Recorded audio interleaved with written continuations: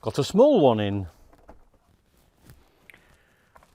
LG 24-inch, doesn't look like a 24-inch, does it? It's not a very old TV, and the bezel on this is quite big. This TV is, well, we'll check the date in a second, but I think it's 2021. 02/2021, so February 2021. So 2 years and a bit. 2 years and a bit. And the customer claims it's dead. So if it's dead, I'm going to go out. It's one of these that's got a external power supply thing. Look here. Oops. Don't fall over. These cheap camera stands I bought a couple of years ago are now useless. But anyway, if it's dead, I bet you right now that it's this. So much so that I've got a box of them underneath this bench, all brand new, because they also do Sonys. But anyway, I bet you there's no standby light. And mind you, I probably haven't even switched it on yet. That's why there's no standby light.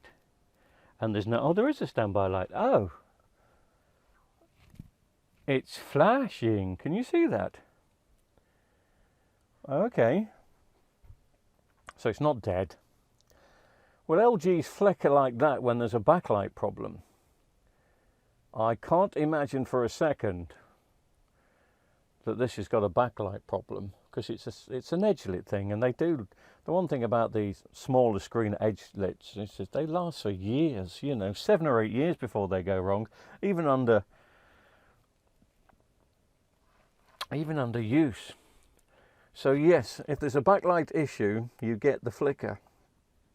There is a chance that maybe a backlight has burnt out, but there's also a chance that it could be a problem on the power supply that's feeding the backlights. But of course on this, oh yes, there's no power supply in the TV. The power supply is here. I bet you it's still this. I bet you. Let me grab one from in my box. I've got a box of these, all LG made. He says, is that one LG? Oh, it's not a proper LG, I don't think. It's different to that one. Oh, hang on a minute. This is a proper LG. And this one isn't. This one that's come with the TV, they have replaced. So maybe it's not the power supply. It's got to be the power supply. It won't be the TV. It's too, well, there's only a main board inside.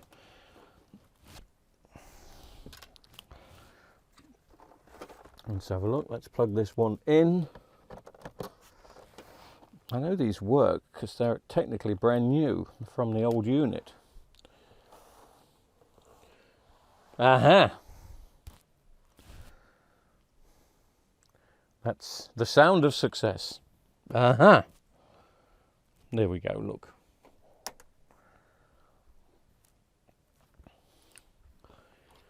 Now, more than likely it's a capacitor in here, but to get into these you got to smash them open and then glue them back together. Well, smash them open, repair them, glue them back together, and you don't give a customer a glued back up power supply. It's just too dangerous. And they're only about 15-20 quid, I would have thought, but that's all it was. It's a quick one. Yeah, this is fine. I don't know if this is a smart TV. I don't think it is a smart TV. Where's my LG remote? And we'll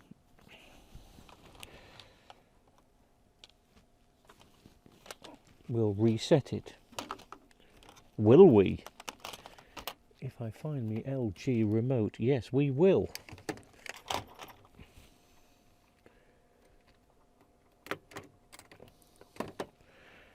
going to find my LG remote, am I? Okay. I think I've been out on a job and left it in the... Oh, it's in my... Yes, it's in the bag. Okay. So I won't be resetting it. Well, I could possibly reset it with a bog standard LG remote, which is something I'm not going to bother you with. Well, that's a quick repair anyway, isn't it? That's that. That's that done. So if you have an LG that's got a flickering picture or the backlights are flashing, it's down to the power supply, and no doubt down to a cap inside the power supply. We'll move on to the next one day. I hope you can hear me okay, because I'm not wearing my lapel mic. The microphone is just coming from this little camera here. How does that sound?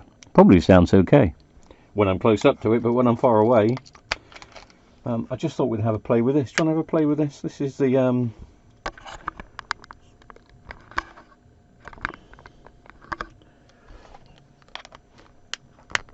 LG power supply that, look, I cracked it already. Oh, and look at that.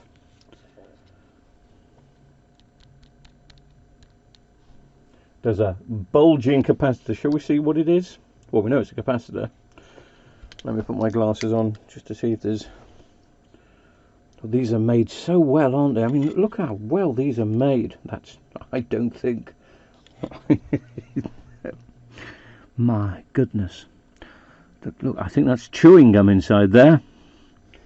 There's some chewing gum. It's not Wrigley's.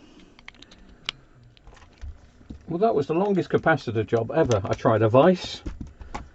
I've only got one pair of hands, but the vise was a bit dodgy. Anyway, where did I put the cap? If I put the cap, because we wanted to find out what the rating was, obviously. You are winding me up. Oh, it's still in the pliers, you idiot. I said 16 volts, 1000. I don't think it's going to be that powerful now. No, 680 at 25. It's 680 microfarads at 25 doodly doodlies.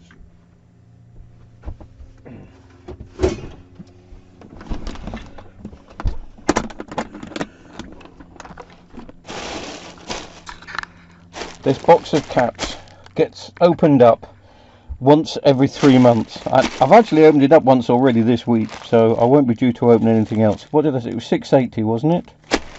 There's 470. They're not going to be 680s. Here we go, 16 volt 1000. That'll make it last. Oh, at least 6, 7, maybe 8 months.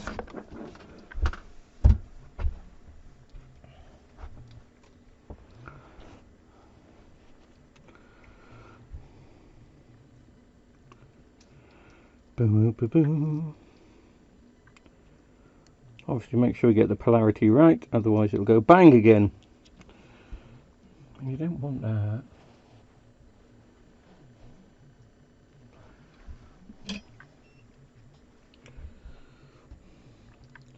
I thought I'd do this now because then we can test it back on the TV, but I'm giving them the new one, obviously. Now most people would put black tape around this. I refuse to put black tape.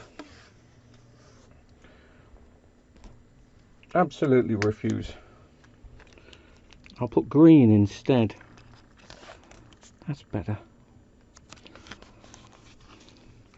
And yes, I am covering up the hole or the socket just for now.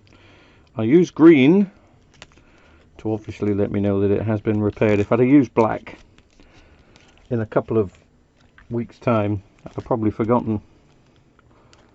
Right.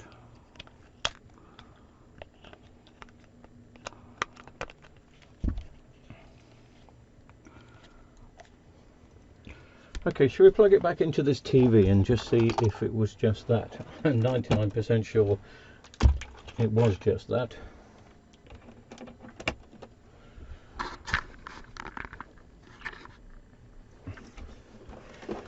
We were just getting the flashing, well, the backlights were just flickering before, weren't they?